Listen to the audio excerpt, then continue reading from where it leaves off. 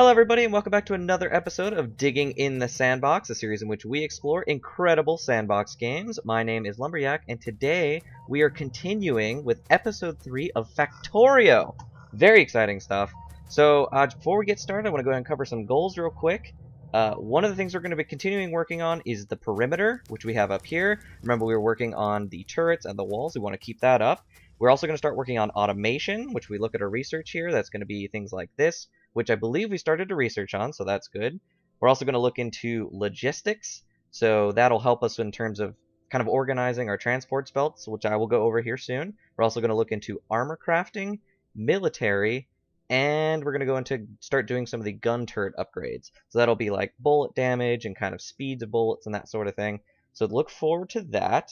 And then just in terms of the automation itself, we're going to be automating our science packs, which is what we're using to do our research. That'll be the red and the green ones. That's these two here, so we don't have to be crafting those by hand anymore. That'll be nice. And we're also going to be automating our turrets and our bullets, so we don't have to come and supply those and make those by hand. And we will be continuing automation for the walls as well. So the first thing we're going to go ahead and do is actually change up our system here to kind of get us started and ready for automation for the stone. So what we are going to need for that is what we call inserters. That's these guys right here. Now, you can start with the burner inserters, but those take coal, and since we already have electricity up and running, I'm just going to go ahead and grab those. So let's go ahead and get a few of those going, and you can see they're building down there on the left, as we know. And what we're going to go ahead and do is start taking the stone out of the box, and we're going to be putting it into, where is it now? A stone furnace. That is what we're going to do. So we're going to put that right there. We're going to come in here, zoom in a bit. Do we have coal? We have plenty of coal. So it's a shift click back into there. I'm going to go ahead and grab a power pole to get us some power over to that inserter because they do take power. So as you can see, it is taking the stone out of the box and putting it into this stone furnace. That is how the inserters work. They're really convenient and they're very good for getting things and different items from A to B. Very convenient. Now, if we leave that just sitting in the stone furnace too long, this will eventually reach its capacity and then it'll stop making stuff for us, and that'll be frustrating. And as you can see, we also have that problem up here. As you can see, like the electric mining drill kind of slows down a little bit, and then it goes back, and then it slows down again. That's because it's reaching its capacity here. Now, what we could do to fix that is actually adding more. So I'll come back to that in a second, but I just wanted to demonstrate that that's sort of what happens when it reaches its capacity. So we're going to go ahead and take this other inserter right here. We're going to do this. And now if you look at the inserter, you can see there's like an arrow on the top and a line at the bottom. The line is where it's drawing from, and the arrow is where it's going. So if we put it like this, you can see it kind of extends and it starts pulling it out that way. What we are going to need is another box. So I'm going to get us another iron chest. We're going to put that right there. And now it's taking the stone bricks out of the stone furnace and putting them into this iron chest for us. So now we can get the stone bricks without having to do any extra work on our part. So that's just automating now, which is super convenient. Now to fix this problem up here, we are going to need what are called transport belts. Now these move items from A to B a little bit further distance than what the inserters can do, and I will demonstrate that right now. If we do this like this, and you can press, remember, R to rotate, we do 1, 2, 3, 4, right? And then if I get another inserter, and I put that right there, you can see the items coming from this spot, this spot will only go to this spot. But the transport belts will take it all the way down to this spot. Now that's a further distance. So if we didn't want to have things traveling inserter to inserter to inserter, we'll just use these transport belts. Much more convenient. So what we are going to do is use the stone furnace up here. So I'm actually going to take that away. Goodbye. And we're going to take these transport belts. And we're going to do 1, 2, 3, 4, 5 for fun. And we're going to take our stone furnace and we're going to do one there. Right, and I'm going to go ahead and make another one right there. And we're also going to need another 3 inserters. So I will make those. We're going to take our stone furnace, we're going to put it right there. We're going to take one inserter and go there, and one inserter and go there. And then we're going to take another inserter and go there, and another inserter and go there. Right, now what will that do? You're going, oh, how's that going to help us? Before we were reaching capacity on this stone furnace, right, it was hitting 50 in this spot before it could make all those plates. So this wasn't able to work at full capacity. You can see it stopped now because of the way the items have come out onto the transport belts. So that means by having 2 stone furnaces, we'll be able to work at double the capacity. So I'm going to go ahead and get 2 more iron chests. I'm going to put 1 there and 1 there. We're also going to start providing some power. Now, I know it starts to get a little bit tight here with like the power lines. When you get the improved power, it fixes that. So we're going to go ahead and put that in there. And that's more research that we'll have to do in the future, and we will come back to that. So we're going to do that. So now you can see both of those lines are using the iron ore, and it's making those into iron plates, which we can use to make awesome stuff. So I'm going to go ahead and take these and put those in there because, let me tell you, once you reach late game, keeping this organized is a real nightmare. You have so many items going different ways. Ugh, it's just an utter nightmare. What I'm going to do is actually take a quick break here. I'm going to go ahead and fix this power situation because I know I said I was going to do that at the end of last episode. So I'm going to go move all this stuff up and give us some more power because, as you can see, we are running a little bit low on electricity there. Well, maybe that's because this burn. Let's see if I do that. Does that fix our problem? It does! Oh, look at that! Okay, well, I'm still going to fix it because we will need to expand this power eventually. But now we know that wasn't what it is. I'm also going to go ahead and finish the automation research. So we'll have that for us, which will give us this awesome machine called the Assembling Machine 1. And I will demonstrate what that does. Super cool. And then I'll go ahead and start working on the next research, which will most likely be the military. Because I had a few people going, hey, attack the aliens. I want to see you attack the aliens. And I was like, we'll probably die, but I will give it a go. And the only way to do that is to get superior weapons. So we will work on that. So let me go ahead and take a quick break, and I'll be right back with you guys.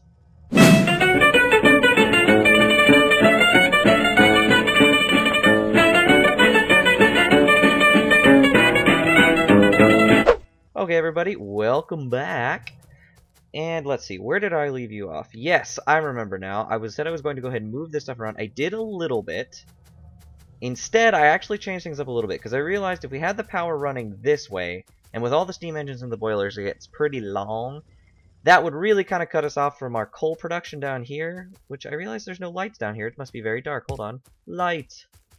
Light. Oh, there we go. We're lighting things up. It's so much better when it's light because then you guys can see what I'm talking about. And we'll put one down there too. Okay, anyways, yes. It would cut off an easy access down to this coal production down here. So I just decided to go ahead and actually change the direction so it was heading down. The other thing I did was go ahead and put in all 14 boilers.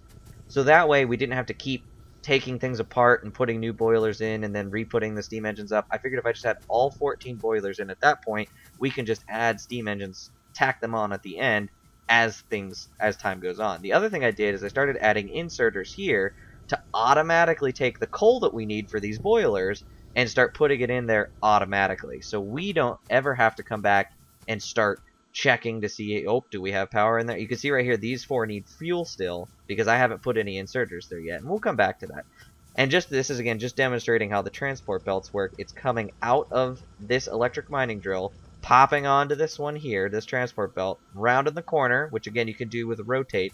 That's with R. So if I had them going this way, you just press R and see now it's going right, or it's going back into itself, or it's going left, or it's going straight again. So that's just, convenience for knowing how that works. If it's going straight, then there we go. It's taking that coal, and it's taking it up to these inserters, and then they're picking it up and popping them in there. So now, usually they only take about 5 in each one, and then they'll start adding more, so they don't ever take it up to its full stack limit, which is fine, and you can always come back and add more later, but this is just a nice way to automate that, because automation, gotta love automation. That's great. So yeah, so that was one change I made. Just wanted to go ahead and show you guys that one. With the research, I went ahead and finished armor crafting. I also finished military, so now we have awesome weapons. And like I said, I finished automation, which was the main one we were going for. So the next one will be logistics. That seems like the most logical one to head towards because we'll get things like the fast inserter, the splitter, and the underground belt. And those will be very, very useful for getting much more complex automated systems set up. And that's going to be great for us. So let's see here. Yes, let's go ahead and cover automation. I want to go and show you that real quick. We're going to go ahead and put down this magical tool called the assembling machine. Okay, now this what it does is, you can see here, we can pick from a myriad of items that we craft ourselves, and now we can start crafting them automatically. So if I pick the stone wall, which you can see there has a crafting time of 0.5, and it takes 5 stone bricks each to make that, we go ahead and pick that one.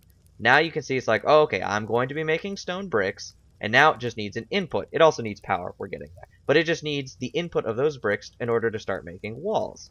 So what I'm going to do is I'm going to take this inserter, and we're going to come out of the box, go into the assembling machine, and then what I'm going to do is get another box, one of those, and another one of inserters. And let's see, we'll go ahead and do that, and use 4. We'll do that there, and we'll do 3, oh no, shift 1, there we go. And you know, actually I'm going to go ahead and move that from there to here. That'll be better. And now we just need to power these magical items. And as you can see, it's making the walls. It needs 4, 5, and bam, wall. And now we've got walls. Look, guys, we didn't even have to make that wall. It's just there. So I'm going to go and put that one in there with it. 3 walls. We've already got 3 whole walls without us doing anything other than just watching this happen. Now, there are ways to optimize this system and make it better so that you're getting like perfect ratios, and we will get to that as time goes on if we really care. It's not necessarily important. It's just for those of you who maybe are really into that. I'm kind of one of the people that's really into that. I'm gonna, oh, I can't remove that. Hold on. Boom. Okay. Now it just doesn't look as ugly. I mean, it still kind of looks ugly, but it's not as ugly. There we go. Okay, yes. So you can optimize these things and make them better as time goes on. That is entirely up to the user, but it is an option. So, and let's see here. We can still see that our iron plate production is going very well. 63 and 75. That's a ton, especially since I used some during the break. We could start a new research. Like I said, will be logistics, and that will be one of the next things we start automating. Will be the science packs, the red ones, and those need the red that you need 1 copper plate and 1 iron gear wheel. So that will be a little bit more complex assembling machines, and I will get to that next episode. I will go ahead and set that up for us so you guys can see what I'm talking about. The other thing I just wanted to show you is that for the copper, I went ahead and did the same thing we did for the iron. So that way we didn't have that system backing up either. I just wanted to go ahead and demonstrate that because I forgot to mention that earlier.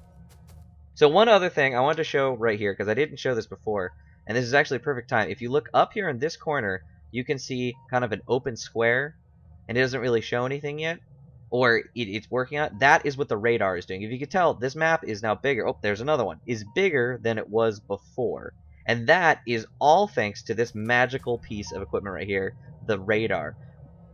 Now, what that does, like I said, is it's revealing the map for us here, which is super convenient, and it's also, if you can kind of see this brighter square that's inside the darker squares, that's what the radar does as well, is it provides lighter areas for us to see. It's basically showing us what's in those areas. So when we start getting attacked by aliens and we start using trains and things that move around, it's nice to know where stuff is, and by placing these radars, you know, evenly, that really fixes things. So also, just as an interesting side note, if you became a super donor, I think, for the game, I don't remember, there was like different levels of donor for the game where you could like buy it, and then based on how much you paid, gave you different perks and things. If you look to the right there, you can see it says Radar Jordan Salons or Salons. Salons? Sorry, Jordan, I messed up your name because I don't know how to pronounce your last name. But Jordan somebody. Yes, that was one of the cool things you got to have by donating enough money to the game and buying it as much as you did. You actually got your name in the game. And I believe, yep, the labs have it as well. They Chase and Ayers Miko. That's that lab. And I think the train stations have that as well, but you could rename those. But I just thought that was really cool because it's like a fun way to kind of get your name into the game without having to really do much other than just paying some money. So let's see, was there anything else I wanted to cover in this episode? Yes, I remember. We were going to do some super fun stuff with the aliens. So let's see, if you look down here, you can see I went ahead and made a bunch more of the magazines. So we have 22 now. This is our handgun, our pistol. It has a range of 15 and a speed of 6, which is good in emergency situations, but I'd much rather have the submachine gun, which has a range of 15, same as the pistol, but a speed of 15. So it's firing more than double of what the pistol can do. So if we could zoom out here. Oh, it's going to get dark. Oh, it's dark. Alright, I'll wait till it turns back to light before we go out and do that. Well, what else am I going to show you while I'm waiting? What else can we go? Oh, I remember. No, I already covered that. Yep, nope. Let's just do it. Let's just do it. I'll just lighten in post. Yay, editing. It'll kind of give it a more, kind of a creepy vibe too, because we can't really see what's going on. I can't even really see what's going on. It's very dark. With the aliens up this way. Hold on. Let's see if we can find some. I know they're here. So, well. Oh, there they are. Okay. Yeah, they're the aliens. Ooh, spooky. So if I get in kind of... Oh my gosh. Oh, this was a bad idea. This is a very bad idea. And why can't I fire my gun? Oh no! Oh, I forgot how to change weapons. Oh no. Oh, this is so bad, guys. Oh no. Wow. I died. Oh, that's so sad.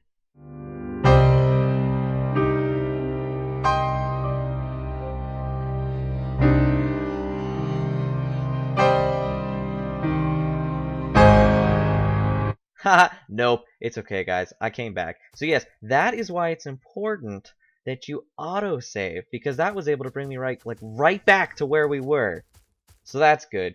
Yes, so the missing key in question was Q. You gotta press Q, and the problem is I had the magazines in the pistol area. So see how it's red down here? That means it wouldn't let me switch to the submachine gun because there was no ammo there. So if I actually split this and do that, now I can switch between weapons. So Q, the magical letter on the keyboard, is Q. So now that I have it figured out, I'm not going to go attack the aliens because you saw how quickly they just decimated me. It was sad, I know. But it's okay. Don't worry, guys. We will get there. We will get to attack the aliens. And just so you can see how the weapon works, we'll go ahead and take care of this rock here. If you press the space bar, that's how you normally attack. But if you also press the C key, you can do that. Ammo wasting. Yes. Oh, actually, no. Let's just destroy it. We already took it halfway. And look at that health bar go down. Boom. That rock is gone. No more rock. At least we got to see something die. Other than me, this episode. Anyways, I am going to go ahead and call it there for today because this episode has dragged on and I have to slink away in the shame that I died in my 3rd episode of Factorio. Just as a word of advice for those who don't know, if you do die in Factorio, that's it. The game's over. There's no like respawn you just have to reload an old save. So make sure you save frequently. But yes, calling it for today. So please remember to follow me on Facebook and the Twitters for all of my wacky updates on amazing things. Please do stay tuned for Enter Player 2, which is a brand new series about gaming with friends. That should be coming out next Tuesday, if I remember correctly. Yes, next Tuesday. So stay tuned for that, and we will be playing Don't Starve together. And I just want to thank you guys all very much for watching. Please stay tuned for more amazingness in this magical world. You guys take it easy. Goodbye.